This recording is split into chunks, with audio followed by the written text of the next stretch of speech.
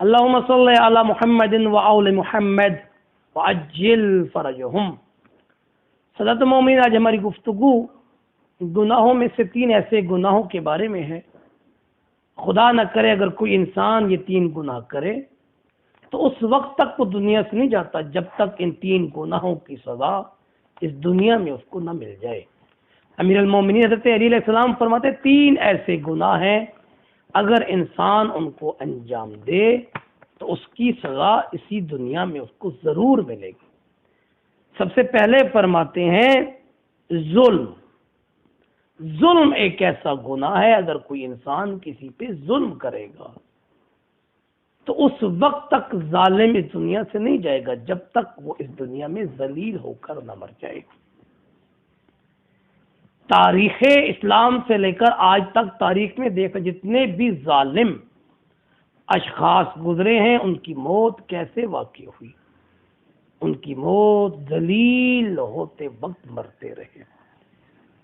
بہت ساری مثالیں، لیکن جو اپنے حاضر کے دور کی جو مثال اس جدید دور میں جو ظالم حکمران تھا صدام، تخت، طاقت، عیش، دولت سب کچھ اس کے پاس تھا، لیکن اس کی موت کیسے ہوئی؟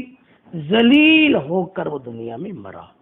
اس لیے امیر المومنین فرماتے ہیں ظالم جو ہے اس دنیا سے اس وقت تک نہیں جائے گا جب تک وہ اس کی سزا نہ کاٹ لے۔ دوسرا فرماتے ہیں قطع رحم کرنے والا شخص، جو شخص بھی قطع رحم کرے گا والدین سے،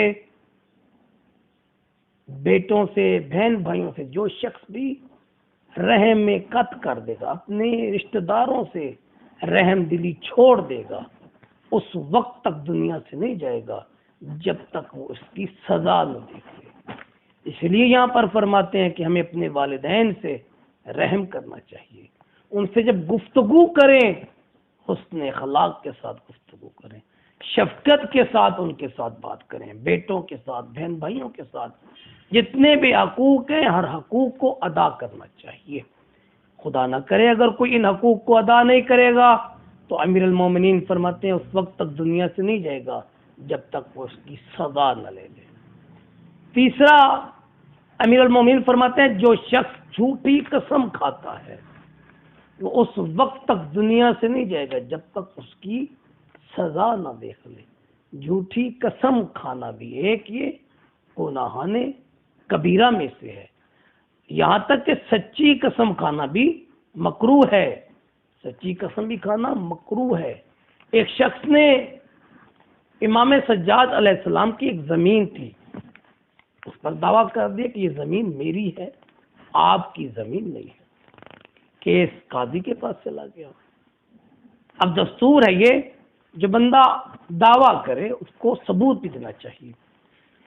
اب جس شخص نے کہا کہ یہ زمین میری ہے، امام سجاد کی نہیں، قاضی نے کہا تم اپنے کوئی گواہ دو، تو وہ گواہ پیش نہ کر سکا۔ جب دعویٰ کرنے والا گواہ پیش نہ کر سکے تو دوسرے افراد پر ہے کہ وہ قسم اٹھائے تاکہ وہ چیز اس کو مل جائے۔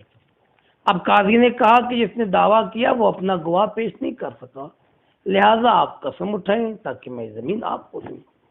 100% یہ زمین امام سجاد علیہ السلام کی تھی۔ جب قاضی نے کہا قسم اٹھاؤ تو امام نے فرمایا سنو، اللہ نے منع کیا ہے اس کی اسم کو قسموں میں استعمال نہ کرو، لہٰذا میں اپنی زمین کے لیے اس کے نام کو قسم کے لیے استعمال نہیں کروں گا۔ تو سادات مومنین یاد رکھیے گا، جھوٹی قسم کھانے والا اس وقت تک دنیا سے نہیں جائے گا جب تک وہ اپنی سزا نہ دیکھ لے۔ تو اس روایات میں ہمیں سوچنا، تدبر کرنا چاہیے، سچی قسم اٹھاتے وقت بھی ہمیں پرہیز کرنا چاہیے۔ آخر میں دعا ہے خداوند متعال ہم سب کو نقش اہل بیت پہ عمل کرنے کی توفیق عطا فرمائے۔